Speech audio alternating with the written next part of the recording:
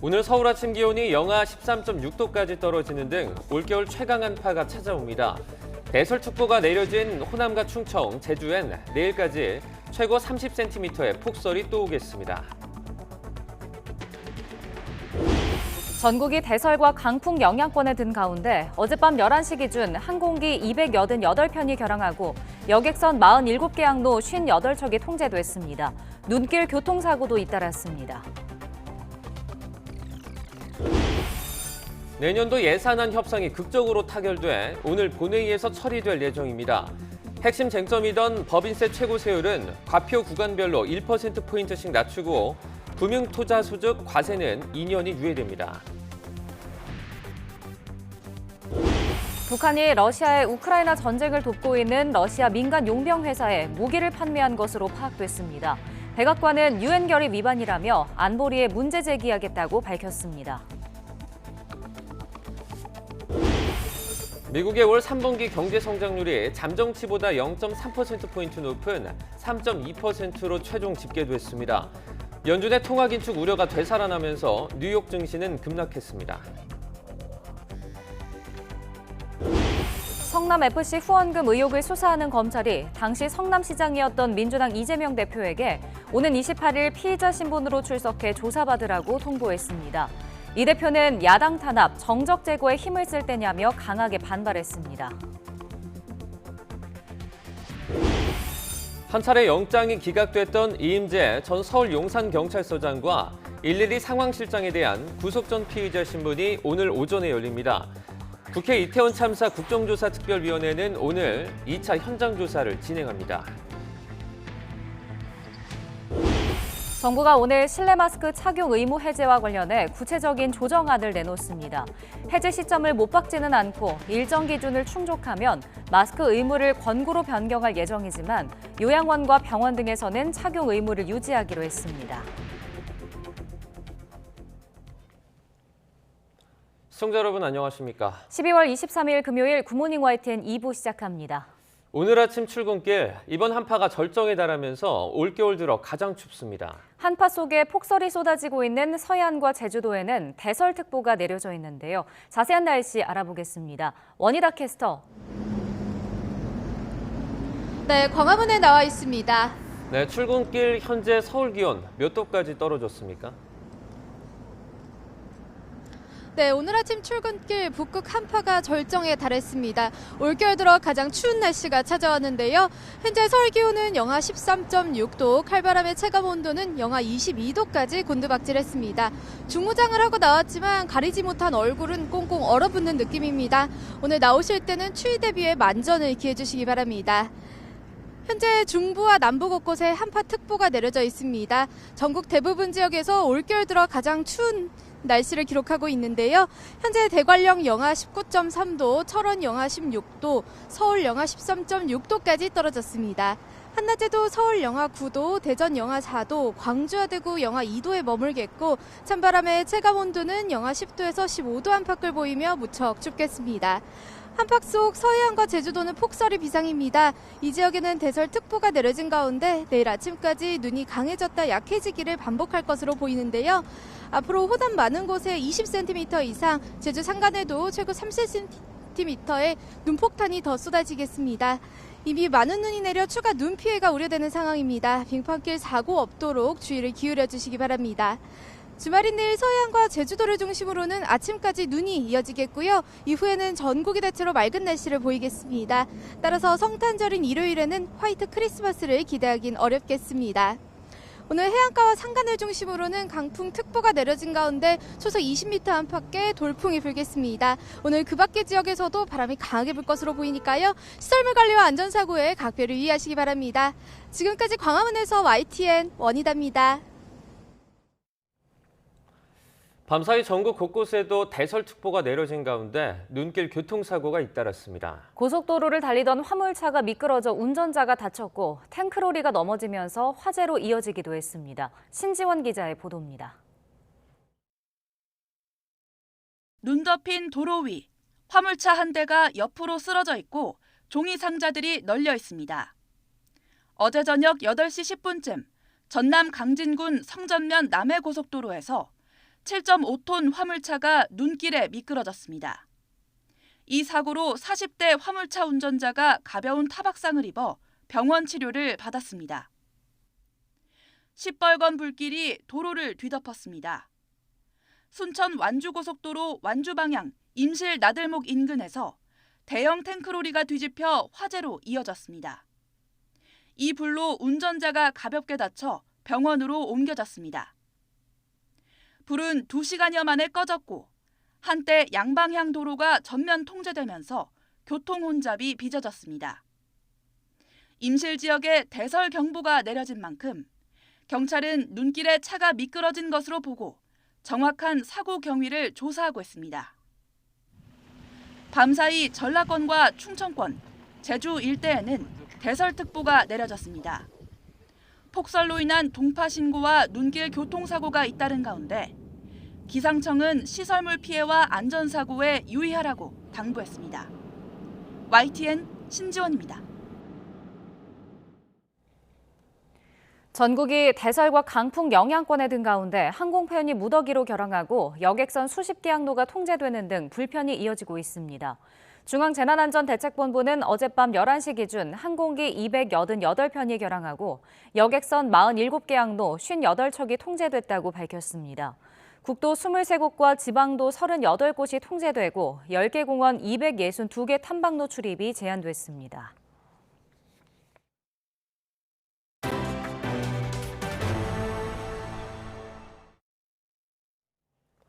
막판 진통을 거듭하던 내년도 예산안 협상이 김진표 국회의장이 추가로 못 박은 처리 시한을 하루 앞두고 극적으로 타결됐습니다. 핵심 쟁점이던 법인세 최고 세율 인하와 경찰국 예산 등에서 여야가 한 발씩 물러섰습니다. 황윤태 기자입니다. 평행선에 달리던 내년도 예산안 협상이 김진표 의장이 세 번째로 제시한 처리 시한 하루 전 접점을 찾았습니다. 법정 기한을 넘긴 지 20일 만입니다. 여야는 우선 내년도 예산의 총액을 기존의 정부가 제시한 639조 원에서 4조 6천억 원 감액한 634조 4천억 원으로 조정했습니다. 국회 예산심의로 정부안 대비 4.6조 원을 감액하며 핵심 쟁점이던 법인세 최고세율 인하 문제도 이견을 좁혔습니다. 3%포인트 인하를 고수하던 국민의힘과 초부자 감세라며 반대하던 민주당이 한 발씩 양보해 모든 구간에서 세율을 1%포인트 내리기로 했습니다. 법인세는 현행 과세 표준 구간별로 각 1%씩 세율을 인한다. 행정안전부 경찰국과 법무부 인사정보관리단 예산 역시 마찬가지입니다. 예비비가 아닌 정상 편성하는 대신 액수는 절반으로 깎기로 했습니다. 두 기관에 대한 민주당의 이견과 우려를 해소하기 위해 정부조직법 개정 과정에서 대안도 마련하기로 뜻을 모았습니다. 50% 감액안을 받아들인 이유는 100%를 관철을 못해서 받아들인 거죠. 이른바 윤석열표 예산과 이재명표 예산에 대해서도 균형을 맞췄습니다. 정부와 여당이 요청했던 공공분양 주택용자 사업은 기존 정부안을 유지하는 대신 민주당이 강하게 요구했던 지역사랑 상품권 예산과 공공임대주택 관련 예산은 추가로 반영하거나 늘리기로 했습니다. 지역사랑 상품권 발행 지원을 위한 예산 3,525억 원을 편성하며 공공분양주택 융자 사업은 정부안을 유지하되 여야는 기획재정부의 개소 조정 작업, 이른바 시트 작업을 거쳐 오늘 본회의에서 합의안을 처리할 예정입니다. 해를 넘겨 헌정사 초유의 준예산 사태는 모면한 건데 2014년 국회 선진화법 도입 이후 역대 최장 지각 예산이라는 비판까지는 피하기 어려워 보입니다. YTN 황윤태입니다.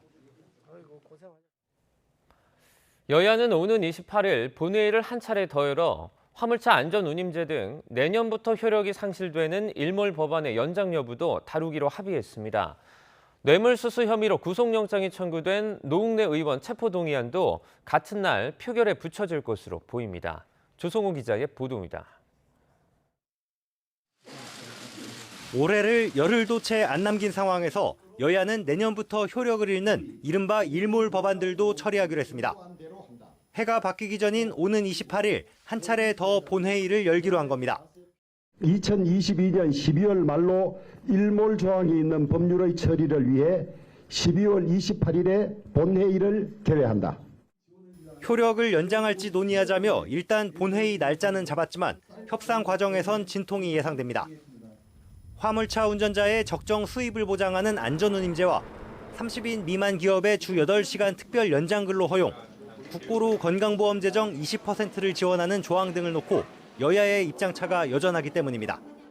이런 법들을 여야가 합의를 해서 28일에 처리하자 이런 취지입니다. 그러니까 내용에 대해서는 저희가 더 따져봐야 됩니다. 특히 최근 화물연대 파업의 쟁점이 된 안전운임제는 파업 전 정부와 여당이 제안한 대로 3년 연장하는 법안이 민주당 단독 의결로 소관 상임위를 통과했지만 국민의힘은 파업에 원칙적으로 대응하려는 정부와 발을 맞춰 원점에서 재검토하자며 맞서고 있습니다. 안전운임제는 화물 운수 노동자에게는 그야말로 안전벨트와 같은 거여서 반드시 연장되어야 된다고 판단합니다. 시행하면서 오히려 사망사고가 증가를 했습니다. 그 어떤 안전도 담보하지 못하는 말로만 안전인 제도는 반드시 고쳐야 합니다. 건강보험법 일몰 연장을 놓고도 야당은 국고 지원이 시급하다는 입장이지만 정부 여당 일각에선 재정 건전화를 강조하면서 부정적으로 보고 있습니다. 한국전력의 경영 위기 해소를 위해 회사채 발행 한도를 현행 자본금과 적립금 합산액의 2배에서 5배까지 늘리는 한전법 개정안도 같은 날 상정됩니다.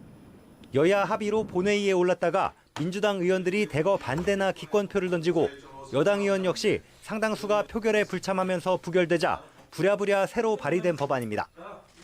뇌물수수 등 혐의로 구속영장이 청구된 민주당 노웅래 의원 체포동의안도 28일 처리할 가능성이 큽니다. 예산안 처리를 위한 본회의에서 보고되면 24시간이 지나고 다음에 열리는 본회의 때 표결하기 때문입니다. 검찰이 성남FC 의혹과 관련해 이재명 대표에게 소환을 통보하면서 수사에 속도를 내는 상황에서 과반 의석을 지닌 민주당 의원들이 노 의원 신병 처리를 어떻게 결론 내릴지도 주목됩니다. YTN 조성호입니다. 성남FC 후원금 의혹을 수사하는 검찰이 더불어민주당 이재명 대표에게 검찰에 나와 조사를 받으라고 통보했습니다. 허위사실 공표 사건에 이은 두 번째 소환 통보로 검찰은 대장동 의혹 사건 등 다른 수사와 관련해서도 압박 수위를 높일 것으로 보입니다. 강민경 기자입니다. 검찰이 민주당 이재명 대표에게 소환 통보한 날짜는 오는 28일. 성남FC 의혹 사건 피의자 신분으로 나와 조사를 받으란 겁니다. 민주당은 검찰이 팩스로 소환 사실을 알렸다며 이런 일방적 통보에는 응할 수 없고 검찰 측과 협의를 진행해보겠다고 밝혔습니다. 한 9시 무렵에 팩스로 찍 하고 그냥 한 장 들어왔습니다. 검찰은 이 대표가 성남시장 재임 시절인 2016년부터 2018년까지 기업들에게 자신이 구단주로 있는 성남FC에 후원하도록 한 대신 건축 인허가 같은 기업의 현안 등을 해결해 준 걸로 보고 있습니다. 이 사건은 원래 경찰에서 무혐의 처리했지만 검찰의 보완 수사 요구로 다시 수사했고 이 대표에 대해 제3자 뇌물 공여 혐의를 적용해 1년 만에 다시 사건을 검찰에 넘겼습니다. 성남FC 운영이 결국 당시 성남시장의 정치적 약속과 관련이 있다고 본 겁니다. 사건을 넘겨받은 검찰은 두산건설과 네이버, 농협과 현대백화점 등 여러 기업을 상대로 압수수색을 벌였습니다. 검찰이 두산건설과 성남시 관계자를 먼저 기소했는데 이 공소장에서 검찰은 당시 성남시의 정책실장이었던 정진상 전 민주당 정무조정실장과 이재명 당시 성남시장을 공범이라고 적시했습니다. 검찰이 이 대표에게 소환을 통보한 날, 이 대표의 최측근이자 대장동 의혹으로 이미 구속된 정진상 전 실장을 다시 불러 조사를 마쳤습니다. 현 정부 들어 이 대표에게 소환을 통보한 건 이번이 두 번째입니다. 앞서 지난 9월 대선 과정에서 대장동과 백현동 개발 사업 특혜 의혹에 대한 허위 사실을 공표한 혐의로 이 대표의 소환을 시도한 적이 있습니다. 그래도 이 대표 관련 수사 가운데 가장 주목을 받는 건 대장동 의혹 사건입니다. 최측근인 정 전 실장과 김용 전 민주연구원 부원장은 이미 구속된 가운데 김만배 씨를 제외한 나머지 대장동 일당이 이 대표에 대한 폭로를 이어가고 있습니다. 검찰도 정 전 실장의 공소장에 이 대표의 이름을 81번이나 쓰면서 둘을 정치적 동지로 간주했습니다. 여기에 변호사비 대납 의혹 사건도 수사가 진행되고 있는데 앞으로 계속해서 검찰이 이재명 대표에 대한 압박 수위를 높여나갈 걸로 보입니다. YTN 강민경입니다. 검찰 소환 통보를 받은 더불어민주당 이재명 대표는 직접 야당 탄압, 정적 제거에 힘을 쓸 때냐며 강하게 반발했습니다. 민주당은 오는 28일 검찰의 소환 요구에는 예정된 일정 등을 이유로 사실상 불응한다는 방침을 세웠습니다. 박기환 기자입니다. 경북 안동 재래시장에서 경청 투어에 나선 민주당 이재명 대표는 연단에 올라 검찰 소환 통보를 맹비난했습니다. 지금 야당 파괴하고 정적 제거하는데 힘쓸 때입니까, 여러분? 무혐의 결정 났던 FC 광고한 것 가지고 저를 소환하겠다고 합니다. 가장 불공정하고 몰상식하다며 윤석열 정부를 정조준했습니다. 가장 불공정하고 가장 몰상식한 정권이 바로 윤석열 정권입니다, 여러분. 당장은 통할지 몰라도 반드시 대가를 치르게 된다. 당내에서도 무례한 소환 통보라며 강력 대응을 시사했습니다. 예산 협상 상황에 제1야당 대표를 소환하는 건 정치를 말살하는 폭력이라고 쏘아붙였습니다. 민생이나 국정의 정상적 운영에는 관심이 없고 정적 제거에만 혈안이 되어 있는 모습이라고 보지 않을 수가 없습니다. 민주당은 직접 출석 여부 등은 앞으로 논의하겠다면서 오는 28일 소환에는 사실상 응할 수 없다고 선을 그었습니다. 단일 대오로 정부에 맞선다는 당 지도부의 기조와 달리 비이재명계를 중심으로 사법 리스크 현실화 우려는 확산하고 있습니다. 이 대표가 아닌 당 차원에서 나서 싸울 일은 아니라는 겁니다. 혐의가 입증된 게 없기 때문에 이재명 대표가 당당하게 싸워나가시기를 원합니다. 당이 당당하게 싸울 일은 아니죠. 검찰의 칼끝이 본격적으로 이재명 대표를 직접 겨냥하기 시작하면서 향후 수사 결과에 따라 당내 리더십도 기로에 설 수 있다는 전망이 나옵니다. YTN 박견입니다. 국민의힘은 검찰의 이재명 대표 소환 통보에 떳떳하다면 당당하게 조사받으라고 압박했습니다. 이와 함께 문재인 정부 통계 조작 의혹에 대해서도 국민 사기로 규정하는 등 야권에 대해 총공세에 나서고 있습니다. 정유진 기자입니다. 국민의힘은 민주당 이재명 대표에 대한 소환 통보는 당연한 절차라고 강조했습니다. 이어 거대 의석 뒤에 숨지 말고 떳떳하면 당당히 조사에 응하라고 강조했습니다. 자신을 향한 수많은 의혹을 두고 거대 의석 방패막이 뒤에 잠시 몸을 숨겨둘 수는 있어도 진실은 드러나기 마련입니다. 야당을 탄압하고 정적을 제거하려 한다는 이 대표와 민주당의 비판에는 적반하장이라고 반박했습니다. 이재명 대표가 탓해야 하는 것은 이재명 대표의 과거이지 대통령이 아닙니다. 정의와 상식의 구현에 협조해야 합니다. 당권 주자들도 양심수 역할놀이를 하기엔 이 대표의 죄가 너무 무겁다면서 야당의 이런 주장을 일제히 비판했습니다. 국민의힘은 이재명 대표는 물론 감사원이 조사하고 있는 문재인 정부 통계조작 의혹에도 맹공을 퍼부었습니다. 통계조작은 국정농단을 넘어 국정사기극이라면서 문 전 대통령의 사과를 촉구했습니다. 감사원은 이런 범죄 행위의 전모를 철저히 밝혀내야 합니다. 문재인 전 대통령은 통계 조작과 관련해 국민께 사과해야 합니다.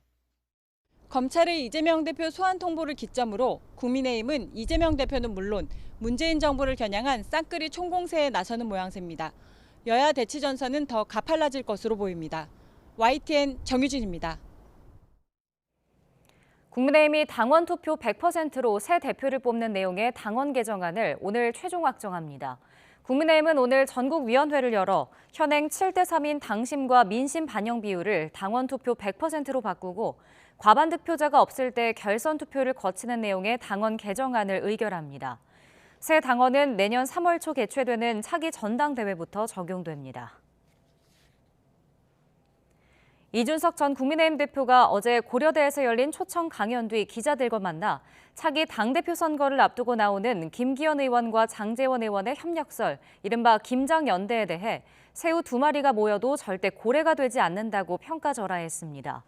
이어 국민의힘이 당원 투표 100%로 당대표 선출 방식을 변경하는 것에 대해선 입시 제도를 바꿔도 들어갈 학생은 들어간다며 선거가 임박해 당원 당규를 바꾸는 건 정당의 안정성을 해칠 수 있다고 지적했습니다. 푸틴 러시아 대통령의 친위 부대로 불리는 악명 높은 러시아 용병 조직이 우크라이나 전쟁에 사용할 무기를 북한에서 구매한 것으로 파악됐습니다. 백악관은 유엔 결의 위반이라며 안보리에 문제 제기하겠다고 밝혔습니다. 워싱턴에서 권준기 특파원이 보도합니다. 푸틴 러시아 대통령의 최측근이 조직해 우크라이나 전역에서 잔혹행위와 인권 유린을 자행하고 있는 용병 기업 와그너 그룹. 전쟁이 장기화하면서 무기 부족 등을 북한과 손을 잡아 해결한 것으로 파악됐습니다. 백악관 국가안전보장회의는 지난달 북한 무기가 러시아에 1차로 인도된 사실을 확인했다고 밝혔습니다. We can confirm that North Korea has completed an initial arms delivery to Wagner, which paid for that equipment. Last month, North Korea delivered infantry rockets and missiles. 특히 북한이 러시아에 무기를 팔지 않을 거라고 공언했지만 결국 거짓으로 드러났다며 유엔 안보리 결의 위반 책임을 묻겠다고 밝혔습니다. North Korean officials have said publicly that they would not support Russia's war in Ukraine, and yet here they are delivering arms to Wagner in direct violation of UN Security Council resolutions. 미국 정부는 러시아가 우크라이나와의 전쟁에서 고전하면서 와그너 그룹에 대한 의존이 점점 더 커지고 있는 것으로 파악했습니다. 이 때문에 젤렌스키 우크라이나 대통령의 미국 방문에 맞춰 와그너 그룹에 대한 제재안을 발표하기도 했습니다. 영국도 무기를 판 북한이 값비싼 대가를 치르게 될 거라고 경고하는 등 서방국의 대북 비난 수위가 높아지는 상황입니다. 백악관은 북한이 넘긴 무기가 우크라이나에서의 전세를 바꿀 정도는 아니라면서도 추가로 무기를 판매할 가능성에 우려하며 촉각을 곤두세우고 있습니다. 워싱턴에서 YTN 권윤기입니다. 러시아 용병 회사인 와그너 그룹은 북한에서 무기를 인도받았다는 미국 정부 발표를 부인했습니다. 로이터 통신은 와그너 그룹이 성명을 통해 북한 무기를 구매했다는 미국 정부의 발표를 소문과 억측이라고 반박했다고 전했습니다. 또 모두가 알다시피 북한은 오랜 기간 러시아에 어떤 무기도 제공하지 않고 있다고 주장했다고 보도했습니다. 미국의 올 3분기 경제 성장률이 연율로 환산해 3.2%로 최종 집계됐습니다. 잠정치보다 0.3%포인트나 높았는데 연준의 통화 긴축 우려가 되살아나면서 뉴욕 증시는 급락했습니다. 보도에 김원배 기자입니다. 미국 상무부는 올 3분기 미국의 경제 성장률이 연율로 환산해 3.2%로 최종 집계됐다고 밝혔습니다. 지난달 발표된 잠정치는 2.9%였지만 개인 소비 지출 등이 상향 수정되면서 0.3%포인트 높아졌습니다. 개인 소비 지출은 잠정치인 1.7% 증가해서 2.3% 증가로 수정됐습니다.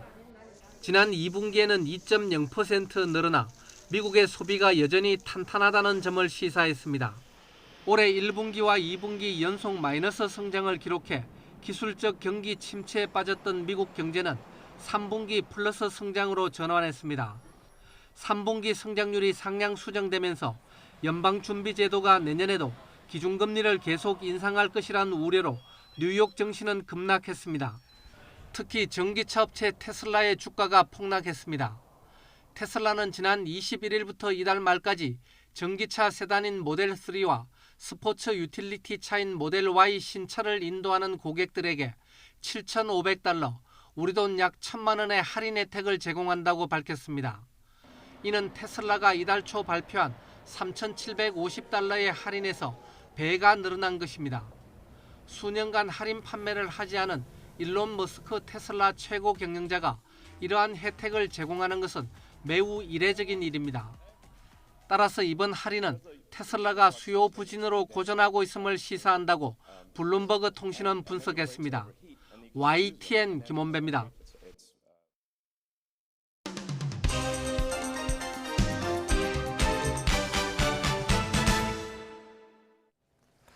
(12월 23일) 금요일입니다. 오늘 아침 신문은 어떤 소식을 다뤘는지 짚어보겠습니다. 이현웅 아나운서가 주요 내용 정리해왔습니다. 어서 오세요. 안녕하십니까?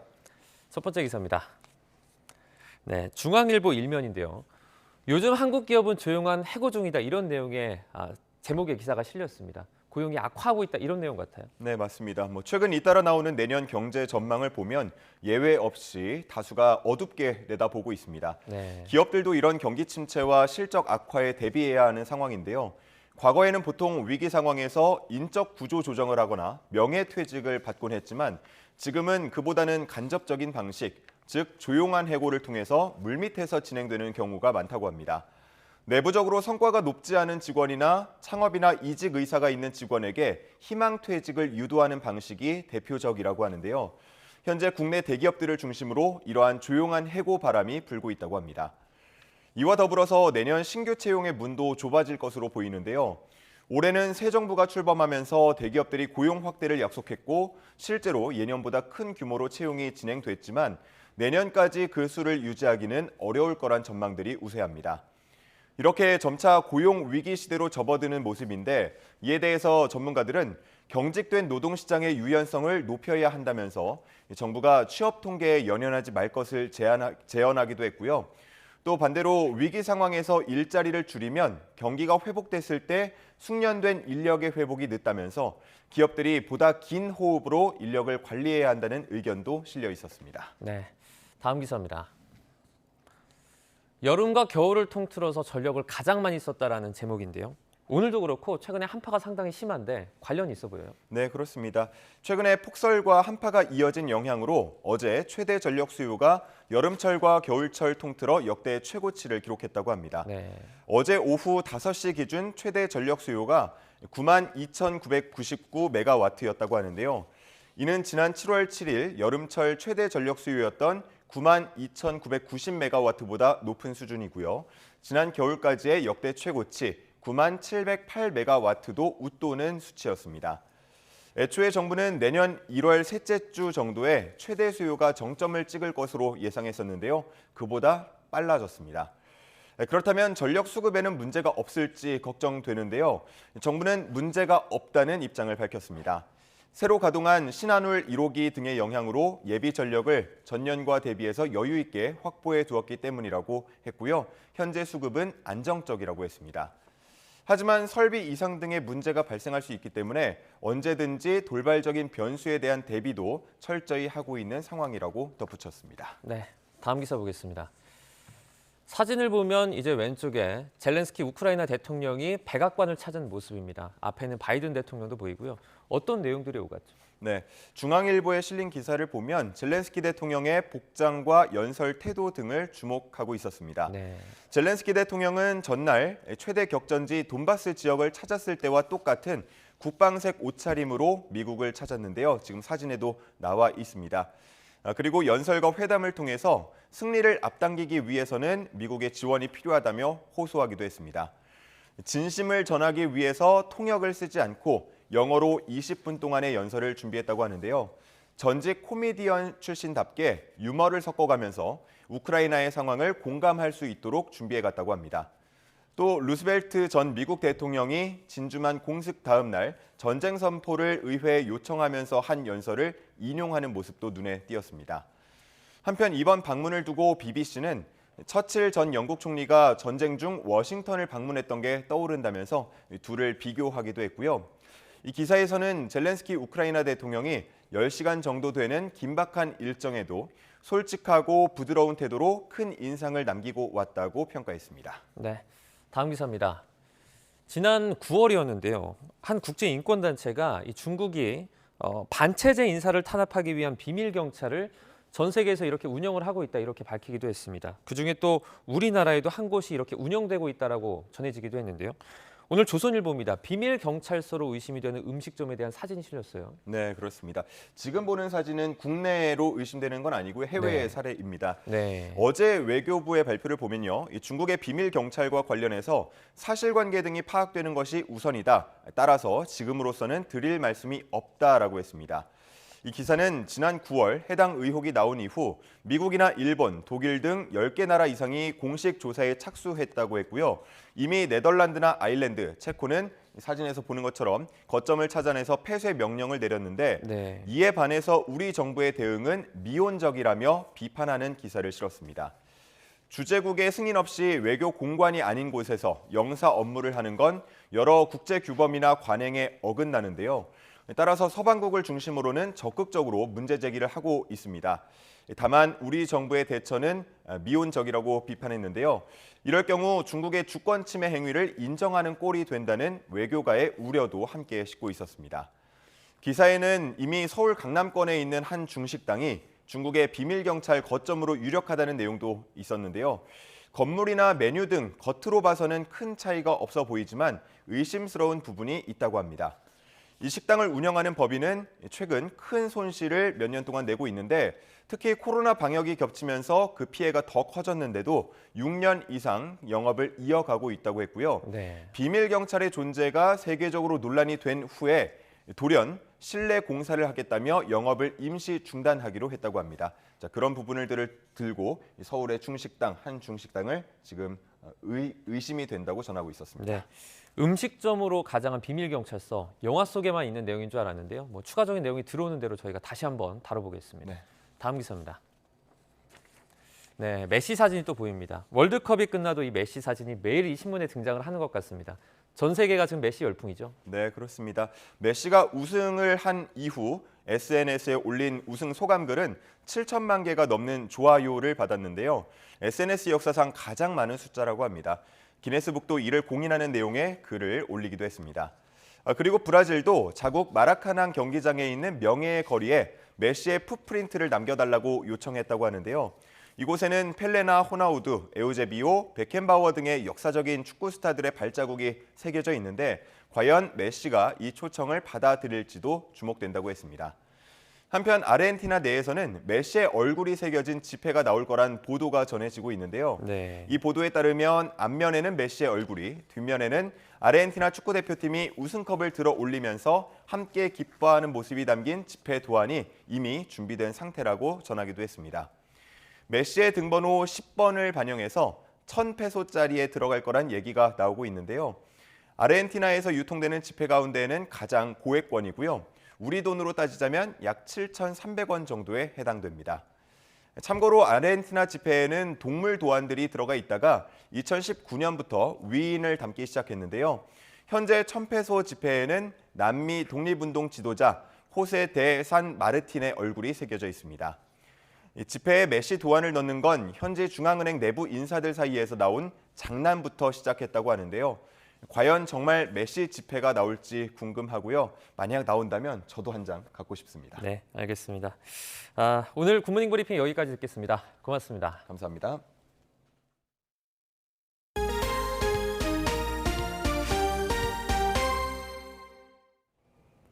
무인 점포에서 벌어진 컵라면 상습 절도 사건을 수사한 경찰이 생계가 어려운 피의자의 상황을 알고는 생필품부터 급히 지원한 사실이 알려졌습니다. 50대 피의자는 한 명이 간신히 누울 공간에서 몸이 불편한 남편과 살고 있었는데 배가 고파서 그랬다며 사죄했습니다. 보도에 차상은 기자입니다.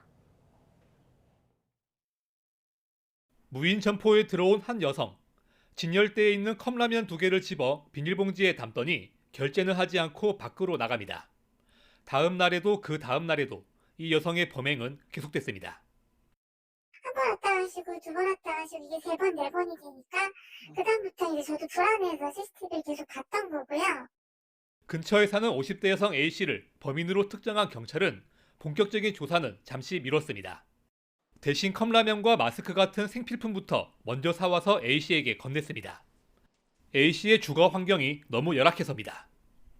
한 사람이 누우면 다른 가재도 오거나 이런 건 전혀 놓을 수 없는 아주 열악한 환경으로 확인이 되었습니다. 우리가 배고픔을 우선 해결해 줘야 조사가 되겠다 싶어서. 실내 난방은 전기장판이 전부였고 함께 사는 남편에게 방을 내주고 A씨는 복도에서 밤을 보내왔습니다.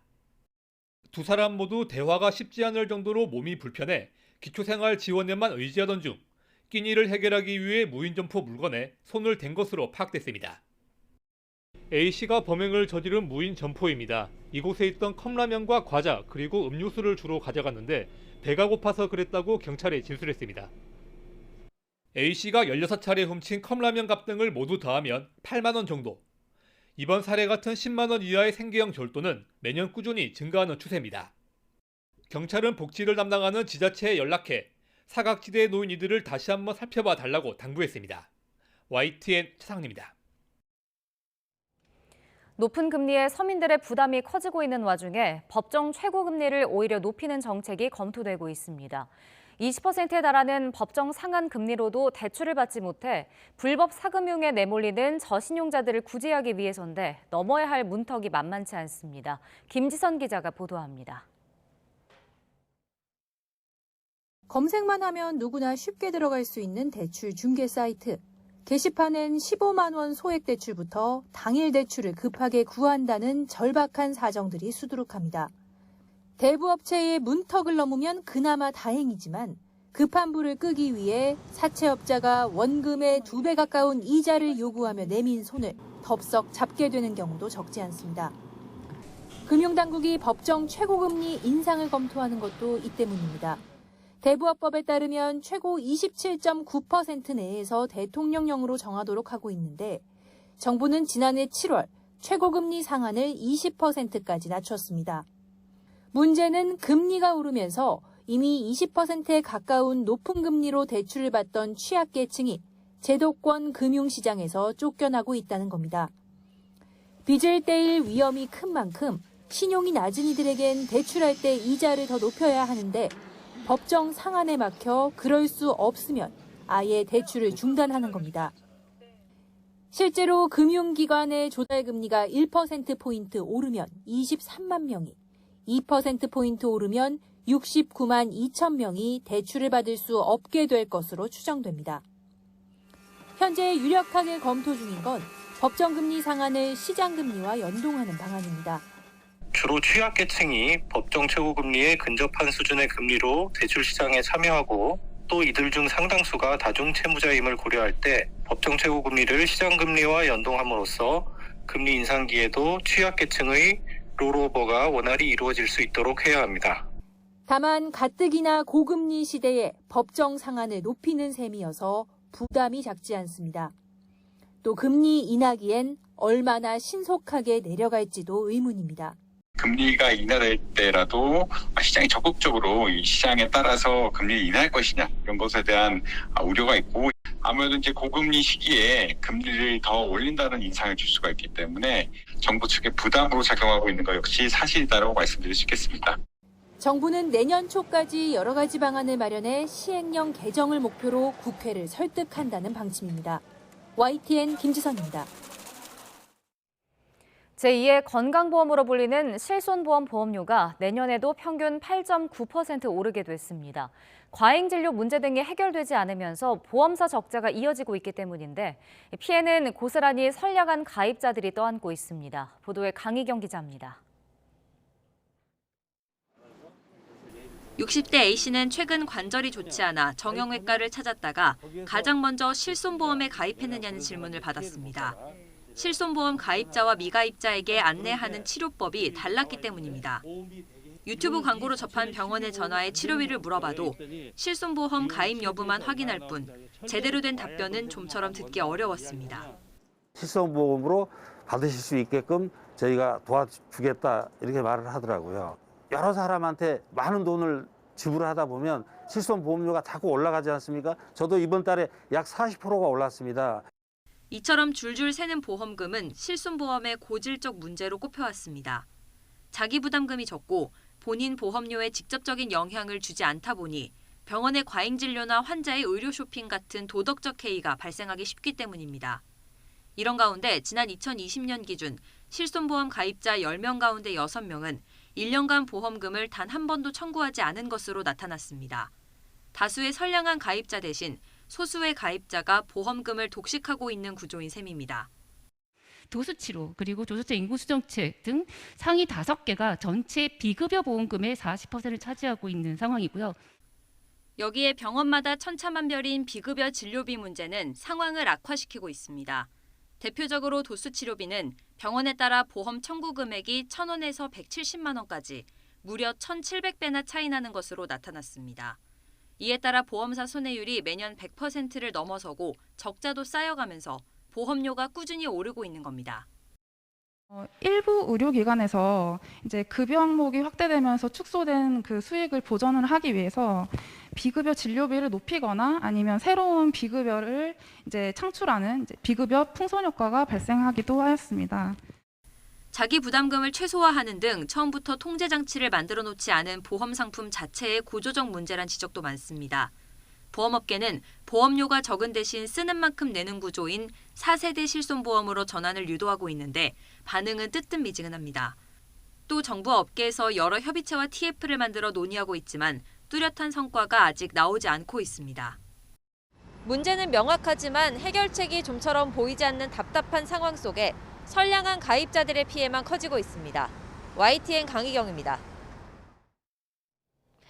오늘은 올겨울 가장 강력한 한파가 찾아왔습니다. 현재 서울 기온은 영하 13.6도까지 떨어지면서 올겨울 가장 낮은 기온을 기록하고 있고요. 여기에 칼바람까지 불면서 체감온도는 영하 22도까지 곤두박질했습니다.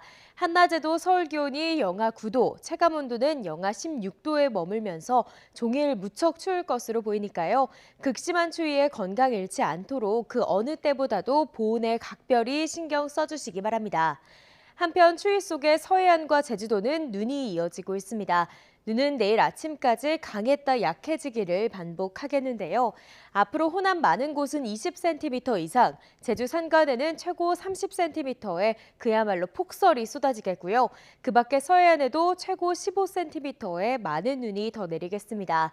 최강 한파 속에 내린 눈이 얼어붙어 도로가 무척 미끄러울 것으로 보이니까요. 추가 피해가 발생하지 않도록 각별히 유의해 주시기 바랍니다. 현재 전국 대부분 지역에 한파특보가 발효 중인 가운데 서울의 현재 기온은 영하 13.6도, 대관령 영하 19.3도, 청주는 영하 10.9도까지 떨어졌습니다. 낮 동안에도 영하권 강추위가 이어지겠습니다. 오늘 낮 기온 서울 영하 9도, 대전 영하 4도, 광주와 대구는 영하 2도가 예상됩니다. 성탄절인 일요일에는 여전히 예년보다 추운 날씨가 이어지겠고요. 전국적으로 맑은 날씨를 보이면서 화이트 크리스마스를 기대하긴 어렵겠습니다. 지금까지 날씨 정보였습니다.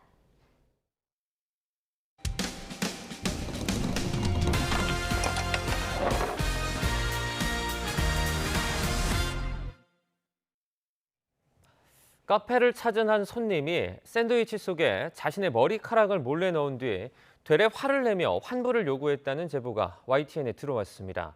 CCTV에 이 장면이 고스란히 담겨 있는데 악덕 소비자 만행에 자영업자들이 꼼짝없이 당할 수밖에 없는 이유가 있습니다. 제보는 Y 안동준 기자입니다. 한 여성이 주문한 샌드위치를 들고 자리에 앉습니다. 갑자기 머리카락을 하나 뜯어내더니 샌드위치 사이에 슬쩍 집어넣습니다. 태연한 척 매장을 돌아다니며 사진을 찍던 여성. 이내 자리로 돌아와 머리카락을 발견한 척하더니 샌드위치를 직원에게 들고 갑니다. 화를 내며 항의하던 여성은 결국 환불을 받고 매장을 떠났습니다. 가게를 차린 지 3개월밖에 안 돼 한창 손님 평판에 예민할 때라 점주는 더 분통이 터집니다. 입소문 이런 것도 빠르고 그런 거에 되게 예민한 동네여서 어디 이미 올라가 있는 거 아니야? 계속 이런 생각이 드니까 이거 이렇게는 맘 편히 잠도 못 자겠다. 이거 제대로 신고를 해야겠다. 이 같은 소비자 앞에서 자영업자 대부분은 꼼짝없이 당할 수밖에 없는 처지입니다. CCTV로 증거를 잡아내면 다행이지만 이마저도 없다면 피해를 증명할 방법도 마땅치 않습니다. 자영업자를 울리는 이른바 블랙 컨슈머, 악덕 소비자 관련한 민원이 5년간 1,300여 건에 달합니다. 한 해로 따지면 260건이 접수됐습니다.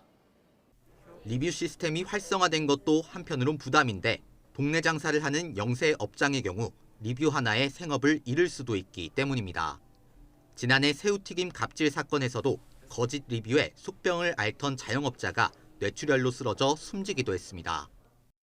블랙 컨슈머의 행동을 해가지고 그 처벌을 받아서 교도소까지 간 사례도 꽤 많이 있습니다. 다시는 그런 행동이 재발되지 않도록 조금 처벌이 조금 확실하게 이루어지는 그런 것들이 필요하다.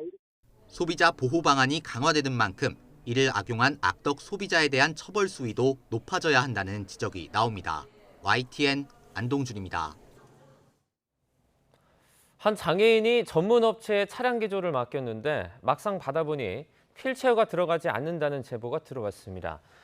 우리나라 장애인 차량 시장이 작은 데다가 공공 지원도 제대로 이루어지지 않아 이런 일이 심심치 않게 일어나고 있습니다. 김다영 기자가 취재했습니다. 사지마비 장애인 40대 조모 씨는 콜택시를 이용하다 불편을 느껴 큰맘 먹고 경차 한 대를 구매했습니다. 조 씨의 어려운 형편을 아는 이웃들까지 십시일반으로 돈을 모아 마련한 소중한 차였습니다. 교회 사람들하고 여 건물에 사시는 분들 몇 분이 돈을 십시일반 보태갖고 사게 됐어요. 장애인 차량 개조를 전문으로 한다는 회사를 알게 돼 믿고 차를 맡겼는데 황당한 일을 겪었습니다. 기본적으로 휠체어를 탄 채 차 안으로 들어갈 수가 없습니다. 조 씨는 다리가 잘 구부려지지 않아 공간이 많이 필요한데 업체가 휠체어 크기만 고려하고 차량을 개조했던 겁니다. 옆으로. 심지어 머리 뒤쪽 닿는 부분이 딱딱해 피가 나기도 했습니다. 이를 항의했지만 입금하기 전까진 차를 돌려줄 수 없다는 답변이 돌아왔습니다. 업체 측은 기술적으로 어려워도 추가 수정을 해보겠다고 말했지만 업체에 대한 신뢰는 이미 사라진 상태입니다. 발이 그만큼 나오는지는 저희가 파악을 못했던 거고요. 그리고 그 탔을 때 몇이 나오느냐 그거를 좀 확인해 달라고 한 거. 그거를 제가 말씀을 못 드린 거. 장애인에 대한 최소한의 이해와 배려가 없었던 겁니다. 전국에서 손에 꼽을 정도의 장애인 차량 개조 전문 업체는 5곳 정도. 선택의 폭이 턱없이 좁습니다. 가격도 생각해야 되고 하다 보니까는 그렇게 선택할 수밖에 없고 업체에서는 다 할 수 있다고 이렇게 얘기하면 장애인은 개조해놓고도 쓰지 못하는 상황이 되는 거죠. 미국 등에선 장애인과 판매자가 직접 연결되는 게 아니라 중간에 전문가가 개입해 문제를 해결합니다. 중간 단계에서 전문가의 정확한 평가와 거기에 따른 정확한 처방 그리고 업체를 선정해서 할 때 그 업체가 이걸 제대로 하는지도 이렇게 좀 봐주고 하는 그런 전문가의 중개 개입이 우리나라에는 전혀 없다는 거예요. 수요가 많지 않은 상황에서 마냥 시장에만 맡길 게 아니라 장애인 이동권 보장 차원에서 공공이 개입해야 한다는 지적이 나옵니다. YTN 김다현입니다. 빌라 1,100여 채를 소유했던 이른바 빌라왕이 사망하면서 보증금을 돌려받지 못한 피해자들이 정부 관계자와 만났습니다.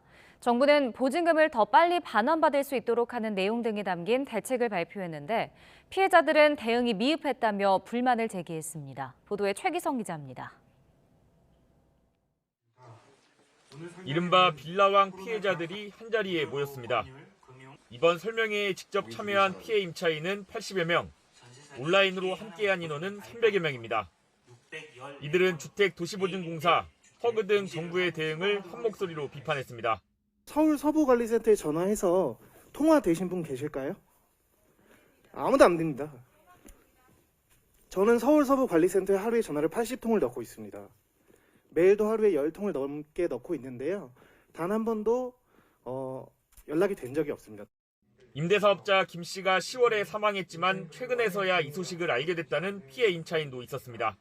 12월 19일 보증이행에 관련된 모든 서류를 가지고 허그에 제가 서구센터에 방문을 했습니다. 그때 피해자 모르냐, 빌라왕 이사단이 났다 그러면서 그때 알려주는 게 허그입니까?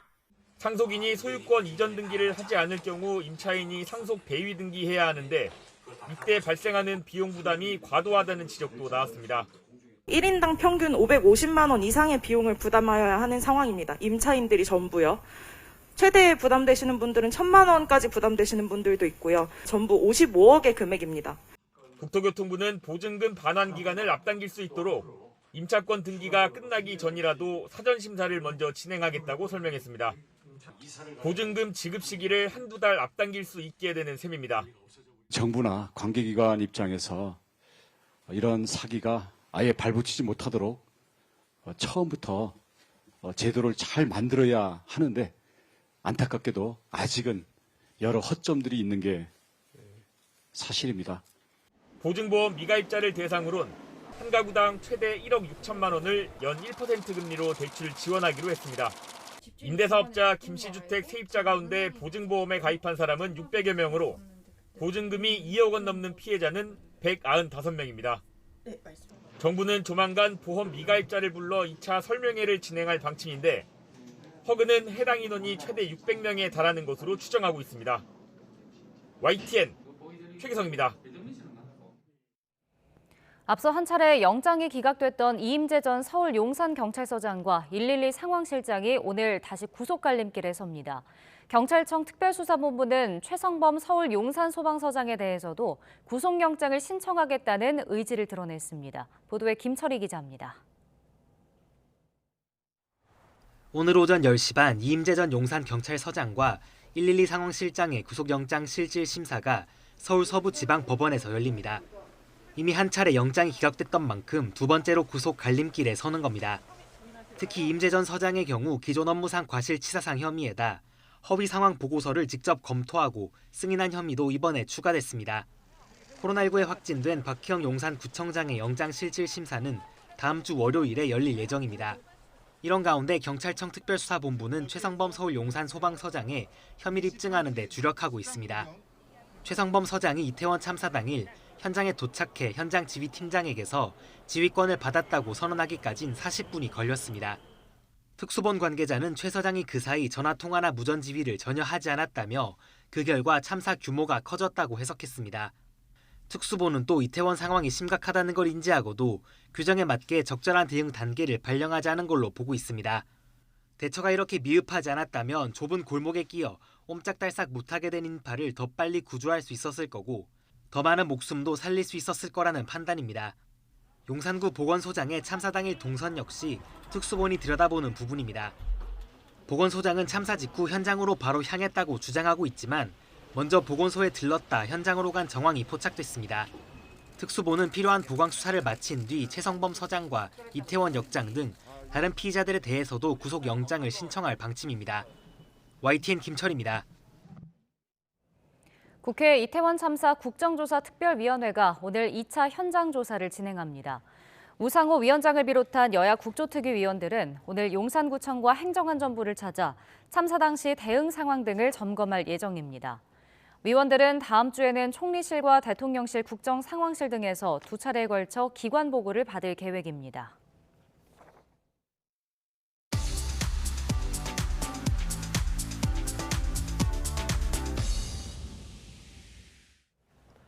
경제 소식을 빠르고 친절하게 전해드립니다. 오늘 굿모닝 경제는 이인철 참 좋은 경제연구소장과 함께하겠습니다. 어서 오세요.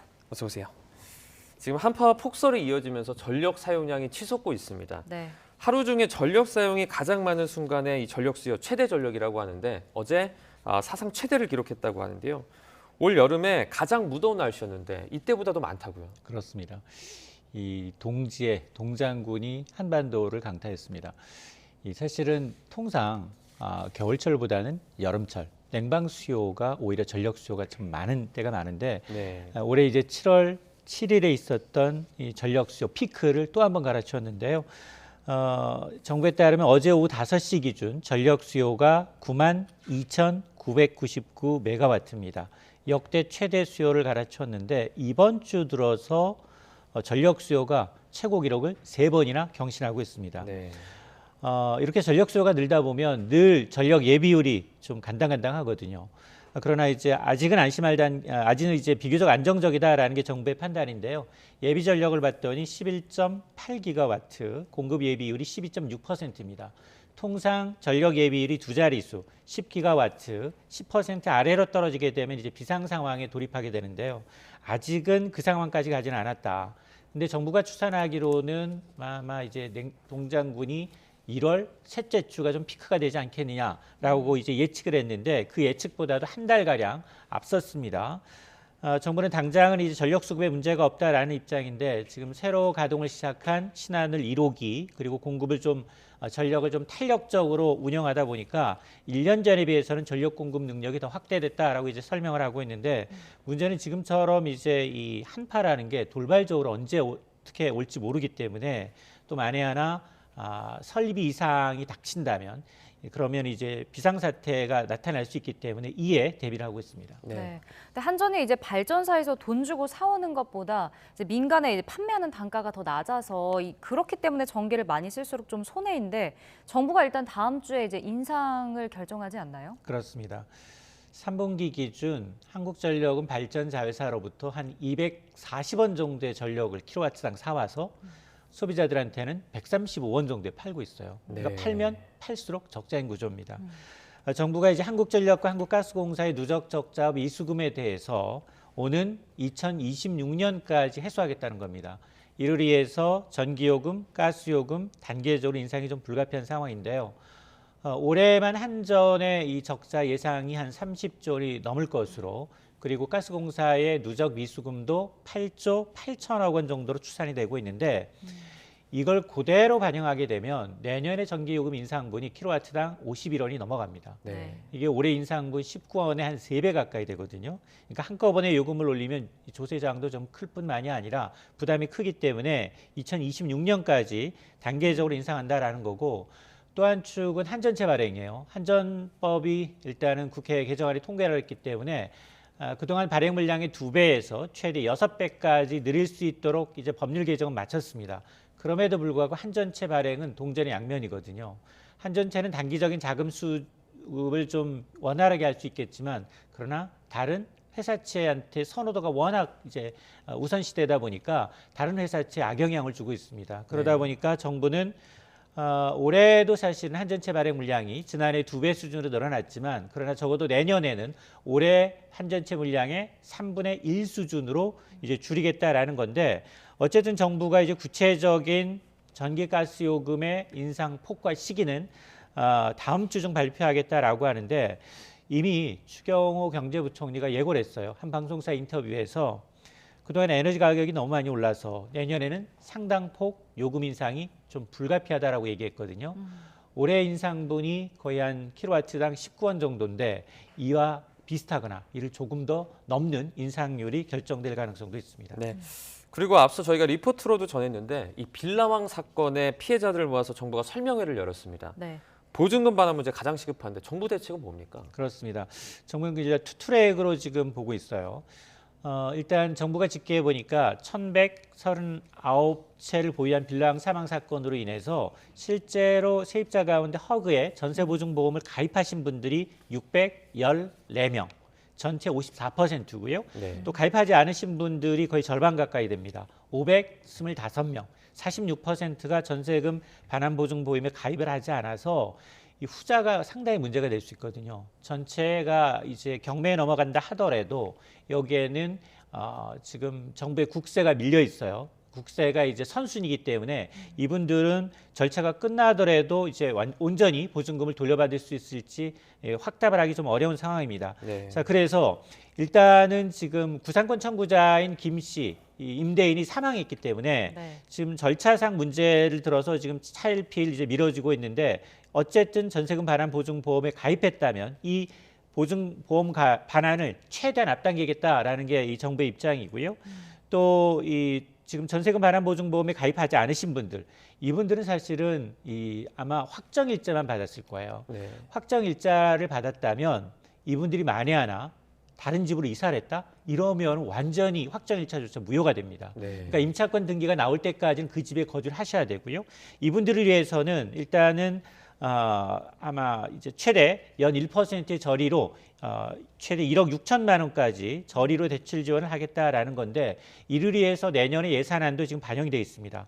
1,660억 원이 반영이 되어 있는데, 자, 문제는 이제 이런 심사를 빨리 진행한다 하더라도 지금 모르시는 분들이 상당 부분 있었거든요. 왜냐하면 뭐 전세 세입 기간이 2년 채 지나셨지 않은 분들은 임대인이 누구인지 잘 모르는 분들이 있기 때문에 조만간 미가입자를 대상으로 해서 2차 설명회를 진행한다는 방침입니다. 네. 근데 문제는 빌라왕 사례뿐이 아니고 뭐 전국 곳곳에서 전세 사기 피해도 좀 속출하고 있는데, 이게 세입자 보호를 위한 법안이 좀 계속 처리가 되지 않고 있죠. 그렇습니다. 전세 보증금 사기로 인해서 올해 건수, 금액 역대 최대를 기록하고 있는 상황인데요. 근데 이렇게 지금 세입자들의 피해가 커지고 있는 반면 국회에서 이 잠자는 법안을 따져봤더니 10개가 넘는다는 겁니다. 네. 지금 전세 사기가 사회 문제가 되니까 여야 의원들이 앞다퉈서 법안 발의하고 있는데, 여기에는 뭐 상당히 유용한 것들이 있습니다. 임차인이 확정일자 부여기관을 어떤 주민센터에 정보 제공을 요청하게 되면 정당한 사유 없이 임대인이 거절할 수 없도록 하는 강제하는 방안이 들어가 있고요.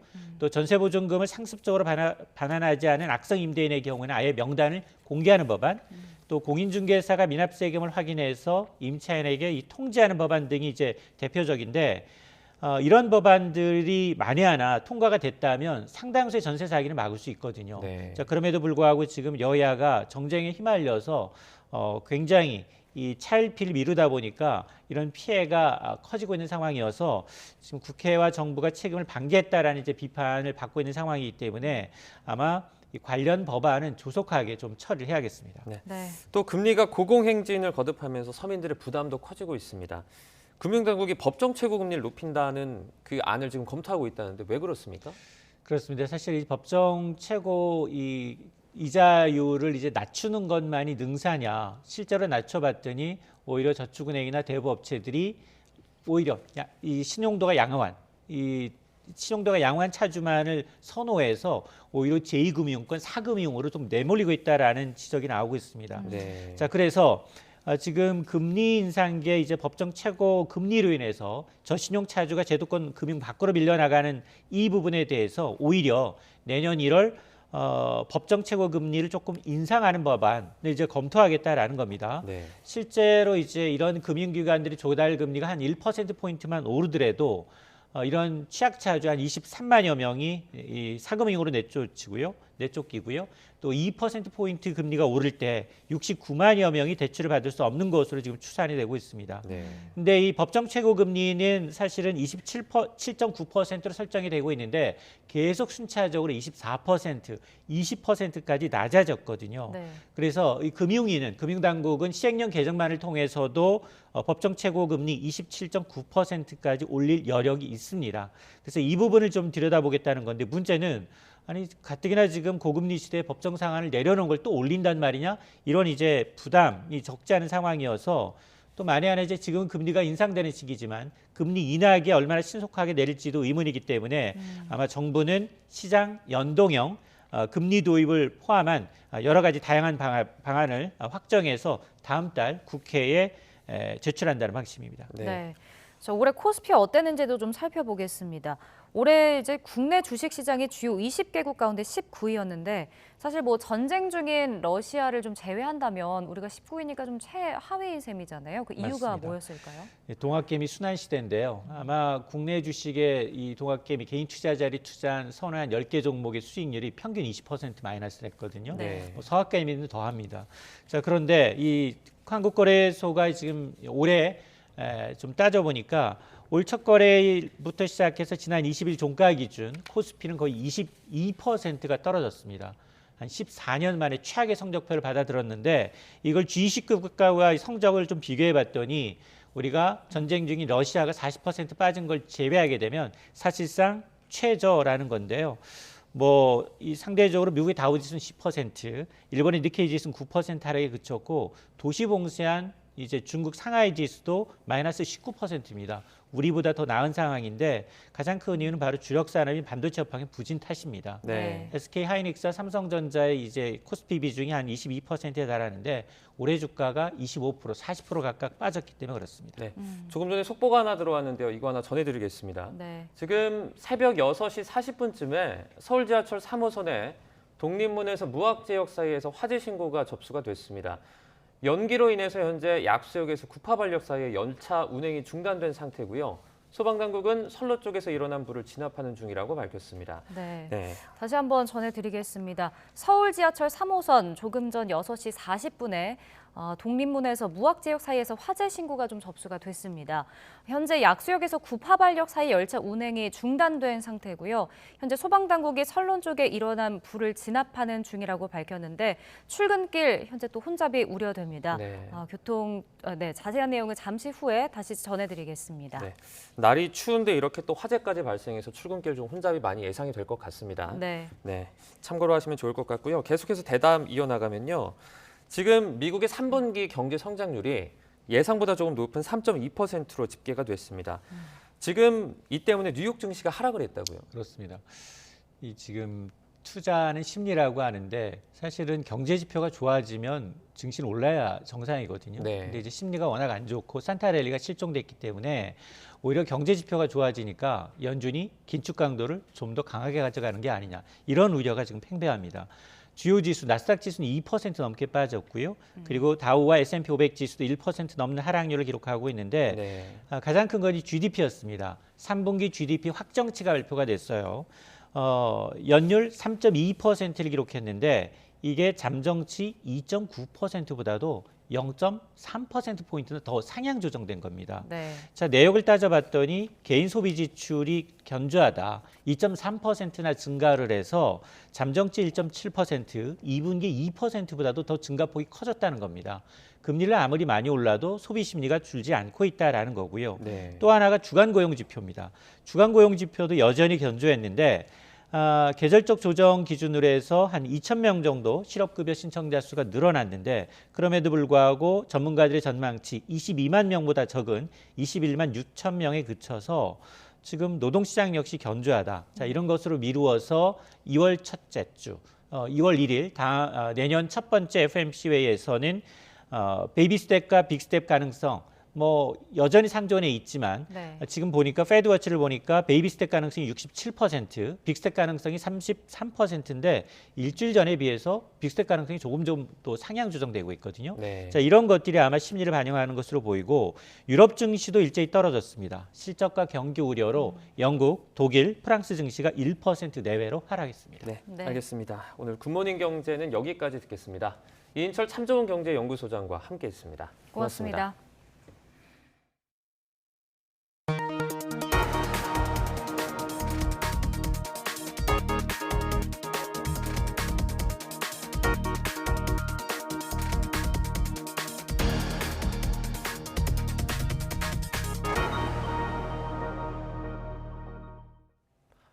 코로나19 확진자 증가세가 계속되는 가운데 정부가 오늘 마스크 착용 의무 조정안을 발표합니다. 어제 당정 협의를 통해 일정 기준이 충족되면 마스크 의무를 권고로 전환하겠다고 밝힌 정부는 오늘 그 구체적인 기준을 밝힐 예정입니다. 기종훈 기자입니다. 목요일 기준 16주 만에 최다 확진자. 마스크 착용 의무 조정안 발표를 하루 앞두고도 증가세는 계속됐습니다. 위중증 환자는 100일 만에 최다치를 찍었습니다. 정부가 마스크 의무 조정 방안 발표를 앞두고 여당과의 협의 자리를 마련했습니다. 정부 여당은 실내 마스크 의무 해제 필요성에 대해 공감했습니다. 언제 끝날지 모르는 방역 조치로 국민들께서 피로감을 느끼고 있는 것 또한 사실입니다. 특히 일부 지자체에서는 실내 마스크 착용 의무에 따른 소송 그리고 민원으로 많은 어려움을 겪고 있는 것으로 알고 있습니다. 정부는 그러나 해제 시점을 못 박지는 않고 일정 기준을 충족하면 마스크 의무를 권고로 변경할 계획이라고 밝혔습니다. 다만 요양원과 병원, 약국, 사회복지시설 등에서는 착용 의무를 유지하기로 했습니다. 의무를 푸는 기준으로는 재유행이 감소 추세로 확실히 전환되고 위중증 환자와 사망자 수 또한 하향 추세로 돌아선 것이 확인되는 것 등을 제시했습니다. 여당은 하루라도 빨리 마스크를 벗고자 하는 국민 희망에 부합해달라며 한 발 더 나아가 확진자에 대한 격리기간 축소도 건의했습니다. 의료진은 감염이 됐을 때 3일 정도의 격리 기간 이후에 바로 업무에 복귀할 수가 있는데 현재 국민들은 일주일 격리가 의무화로 되어 있습니다. 그래서 이에 대한 규정도 손을 좀 봐서 3일로 통일해야 된다고 하는. 정부는 확진자 격리기간 축소는 마스크 문제와는 별도로 검토할 일이라며 신중한 태도를 보인 것으로 알려졌습니다. 정부는 전문가 토론회와 감염병 자문위원회, 당정 협의 내용 등을 토대로 오늘 중앙재난안전대책본부 회의에서 마스크 의무 조정 방안을 발표할 계획입니다. YTN 기종훈입니다. 바이든 행정부의 우크라이나 추가 지원 발표에 발맞춰 주요 7개국 G7 재무와 외교 장관들도 발빠른 지원 행보를 이어갔습니다. 푸틴 러시아 대통령은 외교를 통한 조기 종전을 희망한다는 원론적인 입장을 또 피력해 속뜻에 관심이 쏠리고 있습니다. 보도에 김상우 기자입니다. 트레이드 마크가 된 전투복을 입은 젤렌스키 우크라이나 대통령은 항복은 없다며 미 의회를 특유의 쇼맨십으로 쥐락펴락했습니다. 그러면서 패트리얼 미사일 등 2조 원이 넘는 군사 지원을 추가로 확보했습니다. 이후 귀국길에 우크라이나와 국경을 맞대고 있는 폴란드의 대통령과도 만나 전략적 관계 강화와 러시아 대응책을 논의했습니다.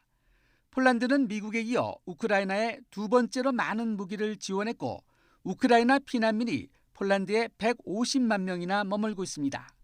러시아는 젤렌스키 대통령의 방미에 대해 패트리엇을 제공해도 러시아의 목표 달성을 못 막을 것이라면서 미국이 대리전을 벌이는 증거라고 맹 비난했습니다. Свою линию на то, чтобы де-факто и опосредованно воевать с Россией до последнего украинца. 하지만 이후 푸틴 러시아 대통령은 기자들과 만나 원론적 입장이긴 하지만 외교를 통한 조기 종전을 희망한다고 또 밝혀 속뜻에 관심이 쏠리고 있습니다. 이날 러시아는 국방장관이 최전방 격전지를 찾았다는 영상을 공개했습니다. 바이든 행정부의 우크라이나 추가 지원에 발맞춰 주요 7개국 G7 재무와 외교장관들의 발빠른 지원 행보도 잇따랐습니다. G7 재무장관들은 우크라이나에 올해 327억 달러를 지원했고 내년에 재정 등을 돕기 위해 320억 달러를 확보했다며 지원을 지속하겠다고 약속했습니다.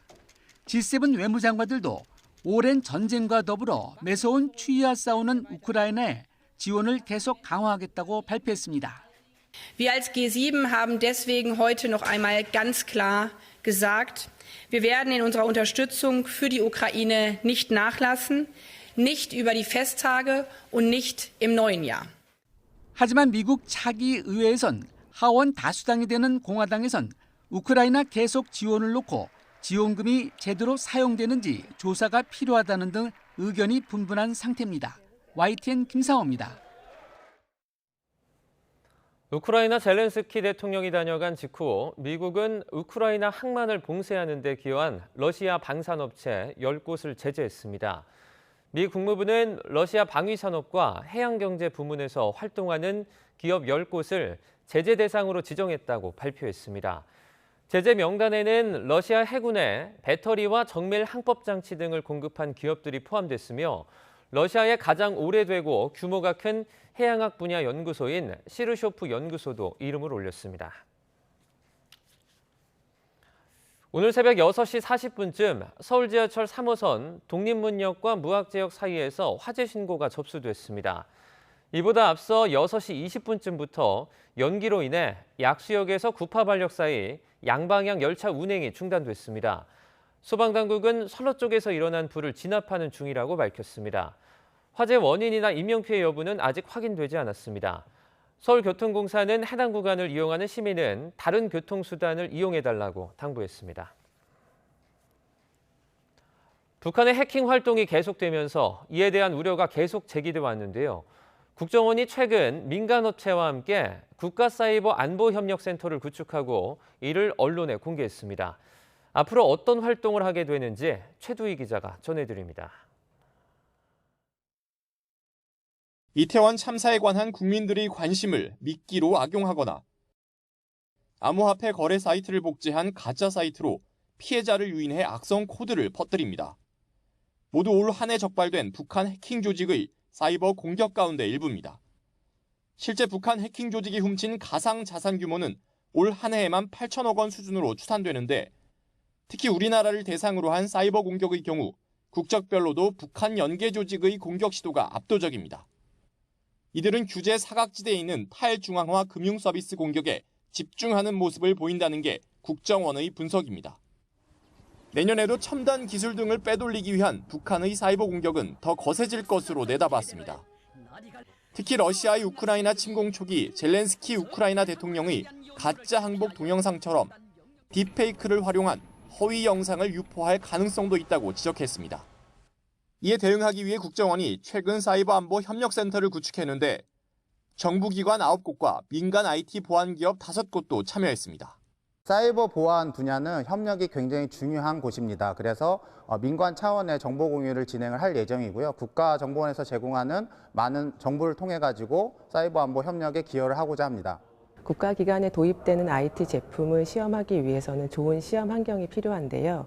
국가정보원에서 좋은 시험 환경을 구축해 주셔서 보안 기능 시험을 하는데 도움이 될 거로. 국정원은 앞으로 참여 업체와 기관을 40여 개로 늘릴 계획이라며 이곳이 사이버 안보의 핵심 플랫폼으로 자리 잡을 수 있도록 지원하겠다고 밝혔습니다. 이와 함께 주요국 정보보안기관을 통한 사이버 억지력 확보에도 힘쓸 것이라고 강조했습니다. YTN 최두입니다. 윤석열 대통령 부인 김건희 여사가 쪽방촌을 찾았습니다. 무려 6개월 만에 취재진이 동행한 첫 단독 일정인데 부정적인 여론이 잠잠해졌다는 판단에 따라 공개 행보를 더 넓혀갈지 관심입니다. 보도에 박서경 기자입니다. 윤석열 대통령 부인 김건희 여사가 남대문 쪽방촌을 찾았습니다. 성탄절을 앞두고 구세군이 주최한 나눔 행사에 참여한 겁니다. 예쁘셔가지고 더 잘 어울려요. 차가웠네. 오늘 날씨가 많이 쌀쌀해서 그래요. 김 여사 단독 일정에 취재진이 동행한 건 지난 6월 나토 순방 이후 6개월 만입니다. 김 여사의 공개 일정은 이번 달에만 모두 11번에 달합니다. 국가대표팀 만찬에 참석해 발언했고 봉사활동과 소외 이웃과의 만남 등 단독 일정도 소화했습니다. 특히 한국에서 수술을 마친 캄보디아 소년 로타와 재회에 기쁨을 전하기도 했습니다. 여러분들의 도움으로 극복을 했는데 앞으로도 어떤 어려움도 극복해 나갈 수 있다는 아주 강력한 믿음을 가져야 돼요. 한동안 비공개 활동을 이어오던 것과 달리 점차 전면의 모습을 드러내고 있는 건데 윤 대통령의 지지율 반등과 여론 반감이 줄었다는 내부 분석에 자신감을 얻은 것으로 보입니다. 김 여사는 연말 연초를 맞아 봉사활동이나 관심사인 환경, 동물 관련 일정을 소화하며 활동 범위를 점차 넓혀갈 것으로 예상됩니다. YTN 박서경입니다. 대통령 관저 주변 100m 안에 집회와 시위를 금지한 현행법 조항이 헌법에 합치되지 않는다는 헌법재판소의 판단이 나왔습니다. 집회 성격 등을 고려하지 않고 일률적으로 금지하는 건 과도하다는 취지인데 헌재는 2024년 5월까지 법 개정을 주문했습니다. 보도에 최민기 기자입니다. 지난 2017년 8월 청와대에서 68m 떨어진 분수대 앞에서 집회를 주최한 A씨. 금지된 장소에서 집회를 연 혐의로 재판에 넘겨졌습니다. 대통령 관저 주변 100m 이내 집회를 금지한 집시법 조항이 근거가 됐습니다. 그러나 A씨는 법 조항이 위헌이라며 위헌 법률 심판 제청을 신청했고 법원도 이를 받아들이면서 판단은 헌법재판소로 넘어갔습니다. 헌재 판단도 다르지 않았습니다. 헌재는 재판관 전원 일치 의견으로 해당 법 조항에 대해 헌법 불합치 결정을 내렸습니다. 헌재는 집회 금지 범위가 불필요하게 광범위하다는 점을 지적했습니다. 돌발 상황이 발생할 위험이 있다는 가정만을 근거로 대통령 관저 인근 모든 집회를 금지하는 건 정당화되기 어렵다는 겁니다. 위헌성은 인정됐지만 대통령 관저 인근 집회가 당장 가능해지는 건 아닙니다. 헌법 불합치는 해당 법 조항이 즉시 무효가 됐을 때의 혼선을 막기 위해 국회가 대체 입법을 할 수 있도록 시한을 정해 존속시키는 결정이기 때문입니다. 헌재는 2024년 5월까지 법 개정을 주문해 이 시점까지는 법 조항의 효력이 그대로 유지됩니다. 앞서 헌재는 국회와 국무총리 공관, 법원 인근 집회를 일률적으로 금지한 법 조항에 대해서도 잇따라 헌법 불합치 결정을 내려왔습니다. 이번 헌재 결정으로 용산 대통령 집무실과 전직 대통령 사저 100m 이내 집회 시위도 금지하기 위해 추진되어 온 법 개정안도 영향을 받을지 주목됩니다. 앞서 여야는 용산 대통령실과 문재인 전 대통령의 양산 사저가 집회로 몸살을 앓자 이 같은 법 개정안을 추진하며 국회 상임위 문턱까지 통과시켰습니다. YTN 최민기입니다. 법무부가 오늘 오전 정부 과천청사에서 사면심사위원회 전체 회의를 열고 연말 특별사면 대상자를 추립니다. 심사위에서 대상자를 선정해 윤석열 대통령에게 보고하면 윤 대통령이 오는 27일 국무회의 의결을 거쳐 특별사면 명단을 확정하는 방안이 유력합니다. 이명박 전 대통령에 대한 사면이 유력하다는 관측이 나오는 가운데 가석방 불언서를 낸 김경수 전 경남지사도 사면 대상에 포함될지 관심입니다. 2025년 학년도 고교학점제 전면 도입을 위한 교육과정 개편안이 최종 확정됐습니다. 이에 따라 현재 중학교 1학년이 고등학교에 입학하는 2025학년도부터 학생들은 수업 시수가 아닌 3년간 192학점을 이수해야 졸업할 수 있습니다. 학점 취득을 위해선 일정 기준 이상의 출석률과 학업 성취율이 필요하며 평가는 상대평가 대신 절대평가로 전환됩니다. 2025년 고교 학점제 전면 도입과 관련해 정부가 도입 연계는 검토하고 있다면서도 보완이 필요하다고 밝혔습니다.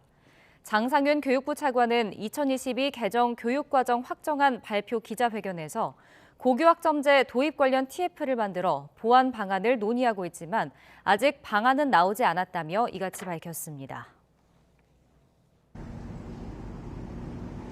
오늘 아침 출근길 이번 한파가 절정에 달하면서 올겨울 가장 추운 날씨가 찾아왔습니다. 잠시만 바깥에 서 있어도 손발이 얼얼해지는 느낌인데요. 현재 서울 기온은 영하 13.7도, 칼바람의 체감온도는 영하 22도 가까이 곤두박질했습니다. 오늘 나오실 때는 가장 따뜻한 옷차림 하시고요. 방한용품도 꼭 챙겨 나오시기 바랍니다. 현재 중부와 남부 곳곳에 한파특보가 내려져 있습니다. 전국 대부분 지역에서 올겨울 들어 가장 낮은 기온을 기록하고 있는데요. 현재 대관령 영하 19.8도, 철원 영하 16.1도, 서울 영하 13.7도까지 떨어졌습니다. 한낮에도 서울 영하 9도, 대전 영하 4도, 광주와 대구 영하 2도에 머물겠고 찬바람의 체감온도는 영하 10도에서 15도 안팎을 보이며 무척 춥겠습니다. 한파 속 서해안과 제주도는 폭설이 비상입니다. 이 지역에는 대설특보가 내려진 가운데 내일 아침까지 눈이 강약을 반복할 것으로 보입니다. 앞으로 호남 많은 곳에 최고 20cm 이상, 제주 산간에도 최고 30cm의 눈폭탄이 더 쏟아지겠습니다. 이미 많은 눈이 내려 추가 눈 피해가 우려되는 상황이니까요. 빙판길 사고 등 피해 없도록 주의를 기울여 주시기 바랍니다. 성탄절인 일요일에는 전국이 대체로 맑은 날씨를 보이면서 화이트 크리스마스를 기대하긴 어렵겠고요.